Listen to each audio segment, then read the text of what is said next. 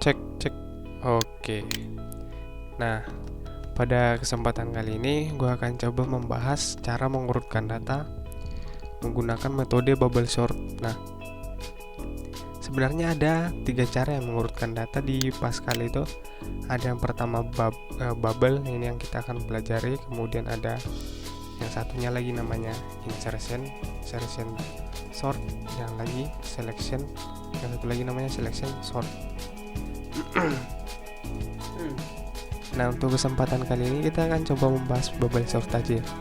Nah, mungkin ada yang bertanya, bubble sort itu cara ngurutinya gimana sih? Nah, biar lebih mudah memahami, kita coba jalanin programnya aja ya. Nah, misalnya kita tanya ke user kan, di sini berapa bilangan? Misalnya ada 6 bilangan kan. Terus bilangan pertama misalkan 99, bilangan kedua 23, bilangan keempat 56. Bilangan ketiga 56, bilangan keempat 34, bilangan kelima 1, terus bilangan keenam 9. Nah, kalau ngurutannya itu, kalau bubble sort itu, ini ada di atas tapi udah kita nggak bisa scrolling ke atas lagi ya. Nah, ini langsung langkah kedua aja. Nah, kalau bubble sort itu mulainya dari belakang gini. Dia nanya misalnya data paling belakang, dia nanya apakah 9 lebih besar dari 34? Salah.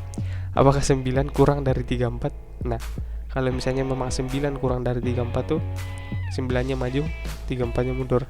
Nah, seterusnya gitu sampai 9 di depan kan.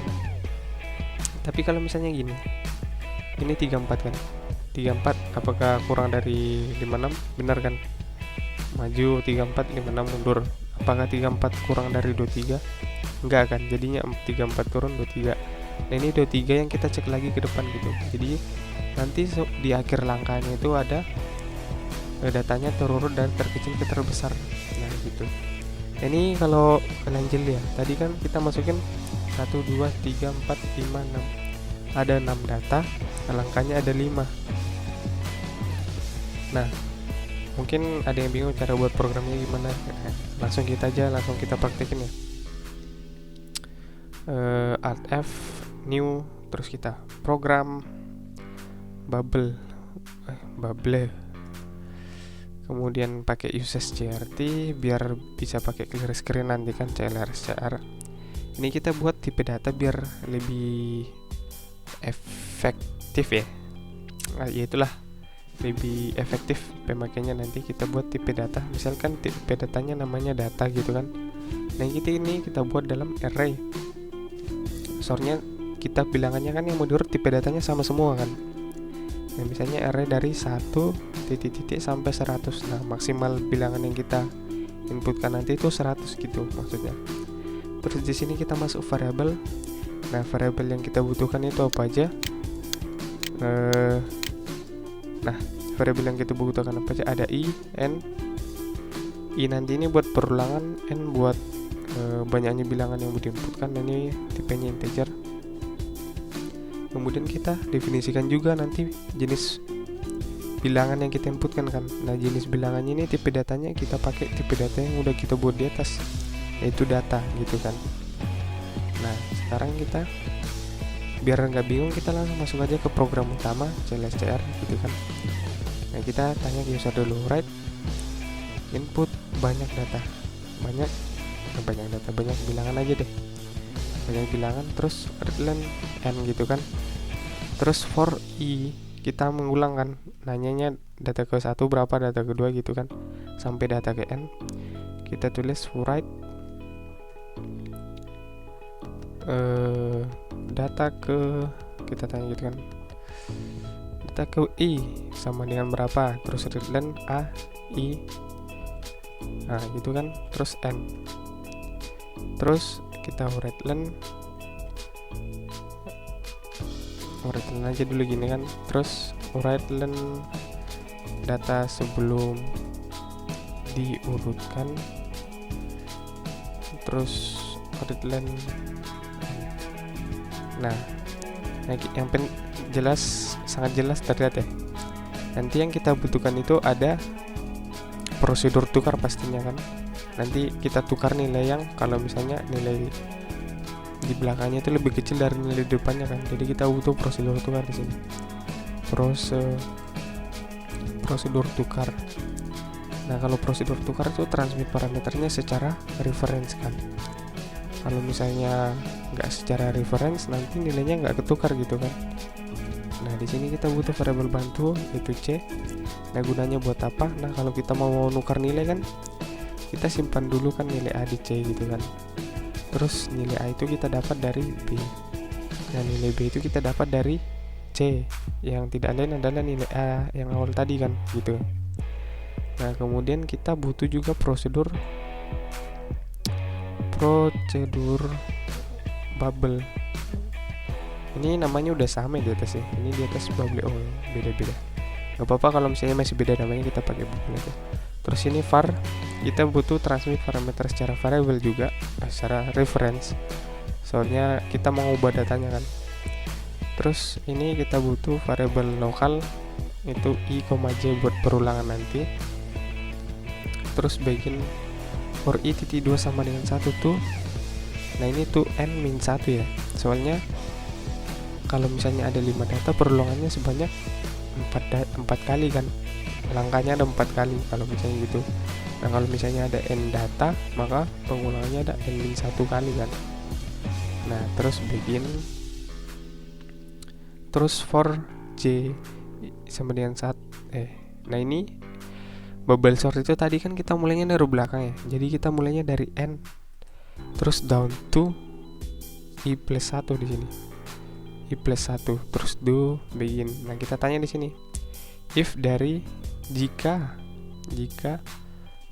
A dari J, AJ itu A paling belakang kurang dari A J min 1, yang di depannya berarti AJ min 1 kan.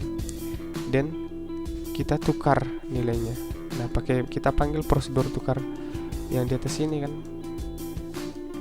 Itu AJ ditukar dengan A J min 1 jika memang nilai AJ nya itu lebih kecil gitu kan.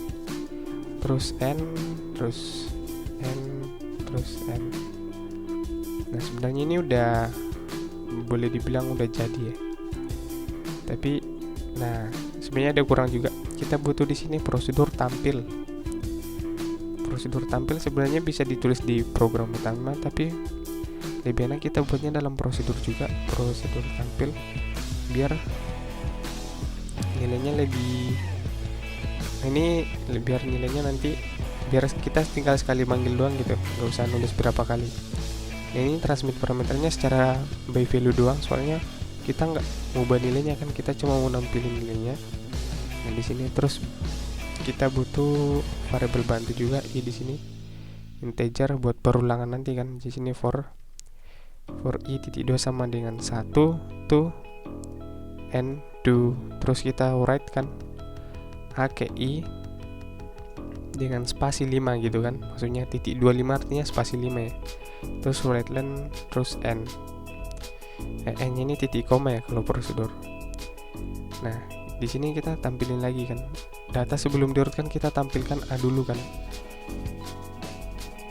Terus write len terus kita di sini kita panggil prosedur bubble-nya, bubble A kan. Nah, kalau udah kita panggil prosedur bubble A nya itu berarti datanya udah terurut kan, soalnya langsung masuk ke merujuk ke prosedur atas ini. Nah, ini kan. Nah, sekarang kita coba tampilin write len data sesudah diurutkan gitu kan.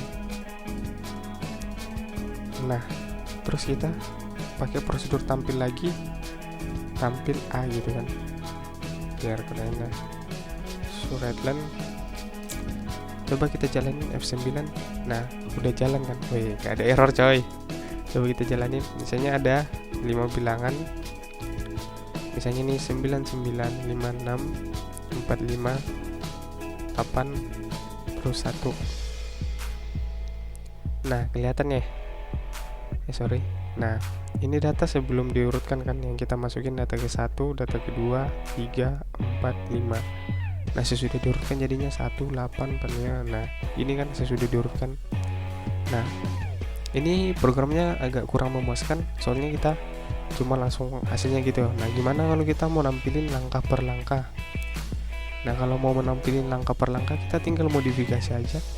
Di sini kita tulis write len langkah ke I, angka keberapa gitu kan maksudnya nanti.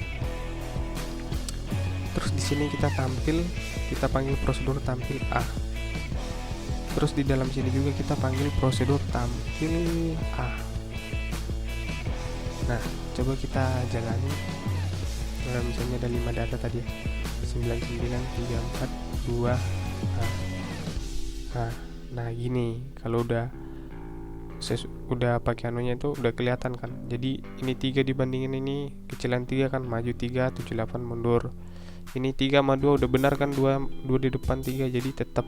Jadi ini 2 lagi dibandingkan sama 34. Nah gitu seterusnya sampai datanya 23, 34, 78, 99. Nah mungkin itu aja sih dari gua tentang bubble sort. Mungkin bisa dimodifikasi lagi biar lebih bagus programnya ya. Nah ini rekamannya udah sampai 11 menit. Mungkin itu aja dari gua. Sekian, selamat belajar.